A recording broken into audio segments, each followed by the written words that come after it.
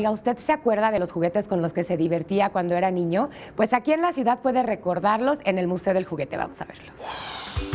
Personas de todas las edades acuden al Museo del Juguete Antiguo México para recordar momentos felices de su infancia o para aprender de diferentes juguetes que nos remontan a décadas pasadas.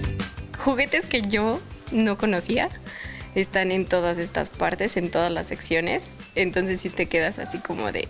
Por Dios. Aprender de una manera diferente la historia y cultura popular mexicana a través de juguetes es posible en este museo, donde puede observar carros a escala hechos a mano en lámina, robots hechos a mano en aluminio maquinado, trenes, cuentos e historietas.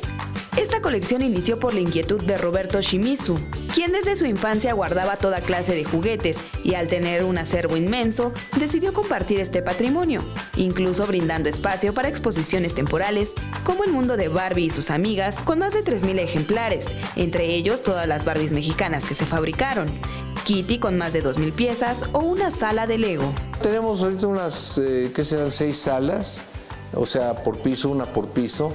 La carreterita, por ejemplo, los atuendos militares, los juegos de salón que eran eran lo máximo que había, ¿no? Y luego pues empezamos ya con los juguetes más elaborados, por ejemplo, los patines, el patín del diablo, las bicicletas, los carros de pedales. Cuenta con recorridos guiados de lunes a viernes de 9 a 16 horas con 30 minutos.